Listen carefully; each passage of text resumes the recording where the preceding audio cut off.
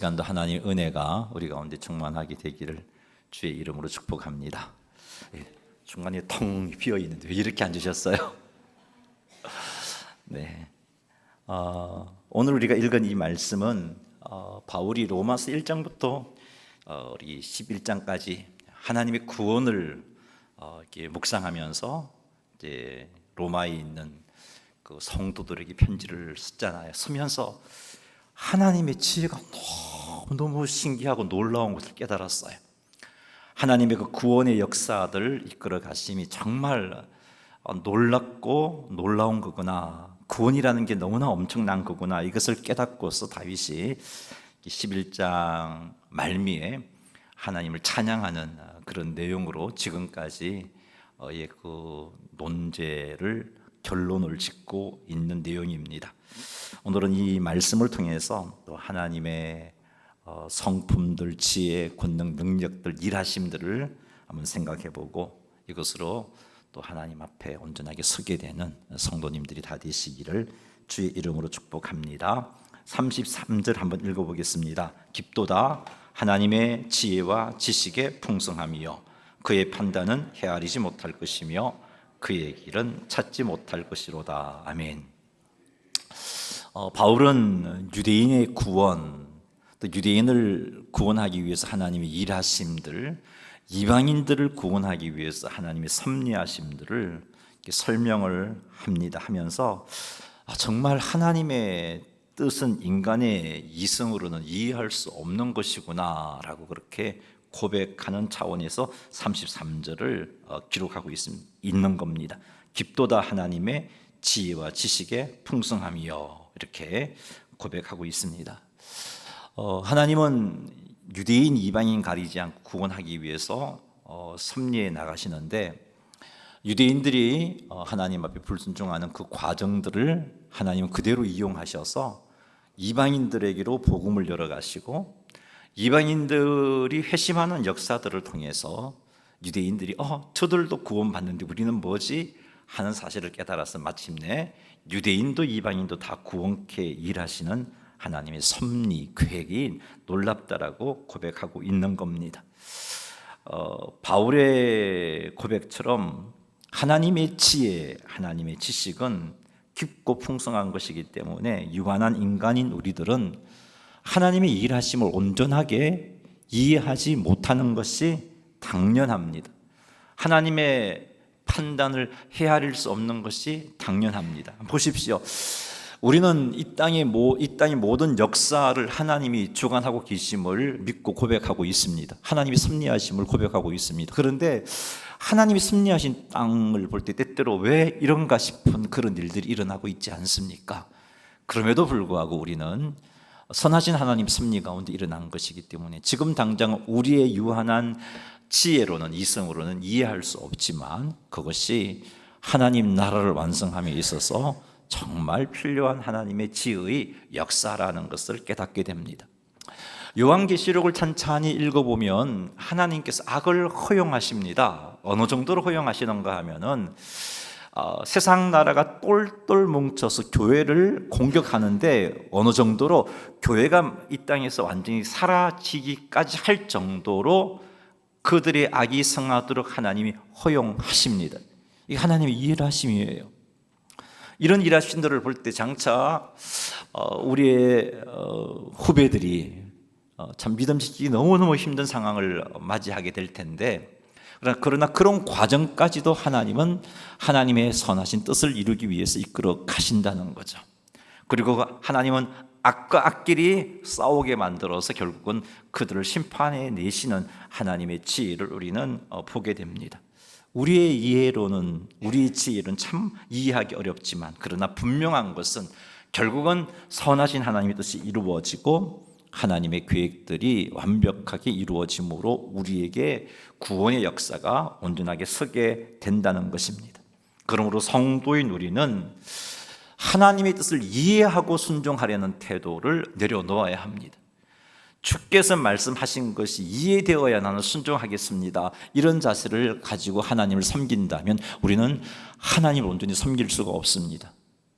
수없이 하나님의 말씀과 뜻에 우리는 거부하고 불순종할 수밖에 없습니다. 왜냐하면 우리의 지혜로 하나님의 놀라운 지혜와 지식을 헤아릴 수 없기 때문에 그렇습니다. 그러므로 성도인 우리가 갖추어야 할 자세는 하나님의 지혜를 신뢰하고 그 뜻에 우리 자신을 맡기는 신앙을 가져야 하는 겁니다. 사랑하는 성도 여러분, 그러니 내 삶 속에서 일어나는 이해되지 않는 일들, 왜 나에게 이런 일이 일어났을까? 하나님, 너무 힘든데 왜 이런 일을 허락하셨어요?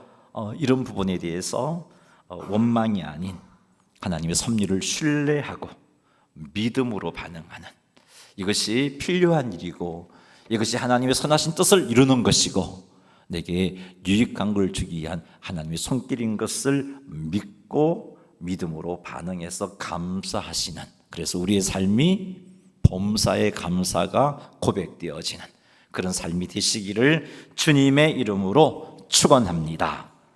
34절 한번 읽어보겠습니다. 누가 주의 마음을 알았느냐? 누가 그의 모사가 되었느냐? 아멘. 하나님은 어떤 피조물에게도 조언을 받지 않는다 하는 것을 말하고 있는 겁니다. 왜냐하면 하나님의 지혜와 지식이 완벽한 것이고, 그리고 하나님이 창조한 피조물이 가지고 있는 지혜와 지식은 유한한 것이기 때문에 그렇다는 겁니다. 누가 주의 마음을 알았느냐? 누가 그의 모사가 되었느냐? 이건 이사야 40장 13절 말씀을 인용한 것인데, 하나님이 구원 계획을 세울 때 누구의 조언도 받지 않으셨고 전적으로 하나님의 주권적으로 세우신 것이다라는 것을 말씀하고 있습니다. 누군가가 하나님에게 저 박성열 목사 구원해 주세요, 누군가가 하나님께 잘 말씀드렸기 때문에 내가 구원의 은혜를 입은 게 아니라는 겁니다. 하나님의 선하신 계획에 의해서 하나님은 나를 택하셨고 하나님의 놀라운 뜻에 의해서 여러분 한 사람 한 사람을 하나님의 자녀로 세우신 겁니다. 누가 말 잘 청탁해 주었기 때문이 아니라 그렇게 하셨다는 거죠. 전적인 하나님의 은혜라고 바울은 말하고 있는 겁니다. 내게 있는 그 무엇 때문이 아니고 누군가가 잘 말해 주었기 때문이 아니라 하나님이 일방적으로 나를 사랑하셔서 하나님의 선하신 계획 가운데 우리 하나님께서 나를 구원하기로 택정하셨다는 것을 말씀하고 있는 겁니다. 그래서 우리는 감사할 따름입니다. 35절도 한번 읽어보겠습니다. 누가 주께 먼저 드려서 갚으심을 받겠느냐? 자, 이 말씀은 욥기 41장 11절을 인용한 말씀인데 욥기에 이런 표현, 욥기에는 이렇게 되어 있습니다. 누가 먼저 내게 주고 나로 하여금 갖게 하겠느냐? 온 천하에 있는 것이 다 내 것이니라. 이 말씀을 바울이 이렇게 인용해서 누가 주께 먼저 드려서 갚으심을 받겠느냐, 말을 좀 꼬았기 때문에 이해하기가 어렵습니다만은 욥기 41장 11절의 내용, 그 내용 그대로 이해를 하시면 됩니다. 그 말은 하나님은 그 누구에게도 빚을 지지 않는다는 겁니다. 왜요? 온 천하에 있는 것이 하나님의 소유이기 때문에 그렇다는 겁니다. 따라서 무엇인가를 드려서 받고자 하는 태도로 하나님 섬겨서 안 된다는 겁니다. 여러분, 기도의 자리, 예배의 자리로 나올 때 내가 하나님께 뭔가를 드려서 받으려는 태도, 이게 하나님에게는 통하지 않는다는 겁니다. 하나님 이 땅의 모든 것이 하나님의 것이에요. 우리가 하나님께 헌신해본들, 드려본들, 그것이 하나님에게 무엇이 유익하겠어요? 어떤 감동을 주겠어요?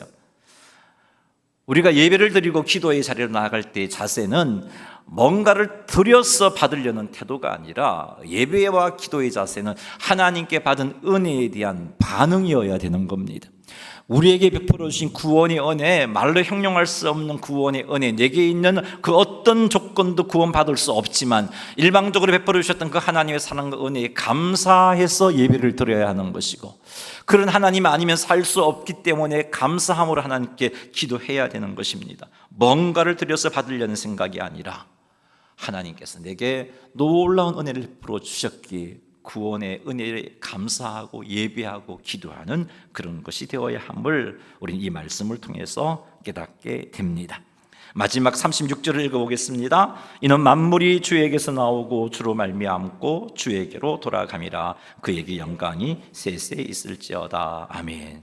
만물이 주에게서 나왔다는 것은 하나님이 그 만물의 출발의 근원이 되신다. 쉽게 말하면 만물의 창조자다라는 겁니다.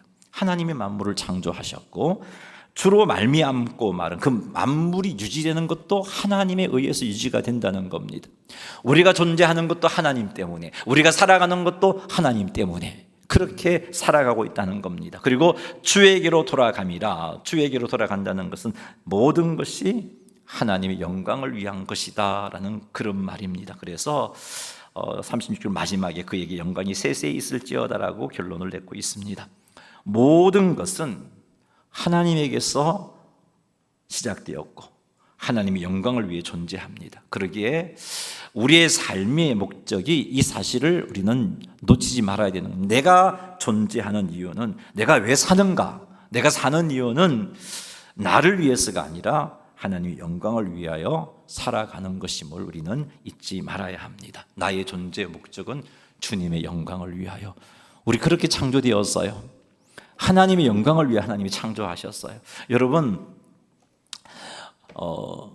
지음을 받은 물건이 그것이 사람이든 무생물이든 간에 가장 아름다울 때가 언제 있냐 하면은 지음을 받은 목적에 부합하게 살아갈 때나 쓰임 받을 때 가장 아름답습니다. 여러분, 볼펜이 가장 아름다울 때는 잘 필기되어질 수 있는 그 상태가 되어 쓰여질 때 가장 아름다워요. 아무리 비싸게 만들었다 할지라도 그 볼펜이라는 그 존재의 목적이 기록하여 쓰는 건데 그 기능을 다하지 못하면 그건 아름다운 모습이라고 할 수가 없는 겁니다. 우리가 가장 행복하고 아름다운 상태는 언제인가? 하나님께 영광을 돌려드리는 상태입니다. 왜 우리는 하나님께 영광을 돌려드려야 하는가? 그렇게 돌려드리면 내 시간도 드려야 되고 내 물질도 들어야 하고 늘 드리면 나는 늘 마이너스가 되는 것 같고 그게 무슨 행복이겠냐 싶지만 우리의 존재, 우리의 창조 목적이 하나님 영광을 위한 것이기 때문에 그렇게 살 때 가장 행복하고 그렇게 살 때 하나님의 도우신 가운데 부유함이 없이 부족함이 없이 풍성하게 채워지는 은혜를 누릴 수가 있는 겁니다. 우리 하나님은 우리들에게 모든 필요를 공급해 주시면서 하나님의 영광을 위해 살 수 있도록 해주시는 분이십니다. 그러니 사랑하는 성도 여러분, 내 존재 이유가 하나님의 영광을 위해서 존재하는 것임을 꼭 명심하셔서 하루하루 살아감이 하나님의 영광을 위한 삶을 살아가시기를 주의 이름으로 축복합니다. 그게 행복한 거예요. 나의 행복을 위해서, 나를 위해서 살아갈 때 그 순간은 행복할 수 있을런지 몰라도 결국은 우리 영혼은 공허해질 수밖에 없고 불행해질 수밖에 없습니다. 말씀 맺겠습니다. 하나님의 지혜는 우리가 헤아릴 수 없습니다. 그러기 우리는 이해되어야 순종하겠다는 태도를 내려놓고 하나님의 선하심을 신뢰하고서 하나님의 인도하심에 감사하시고 어떤 환경과 상황 속에 처한다 할지라도 불평과 원망이 아니라 감사함으로 하나님을 신뢰할 수 있는 우리가 되었으면 좋겠습니다. 내가 구원받은 것은 전적인 하나님의 은혜의 역사라는 사실도 명심하고 그래서 그 은혜에 대한 반응으로 예배를 드리고 그 은혜에 대한 반응으로 하나님을 섬기는 삶 살아가시고 모든 것이 하나님에게서 나왔고 하나님이 유지시켜 주시는 것이고 하나님의 영광을 위하여 존재하는 것임을 꼭 명심하셔서 하나님 앞에 하나님의 영광을 위하여 살아감으로 행복한 성도님들이 다 되시기를 주님의 이름으로 축원합니다. 찬송가 40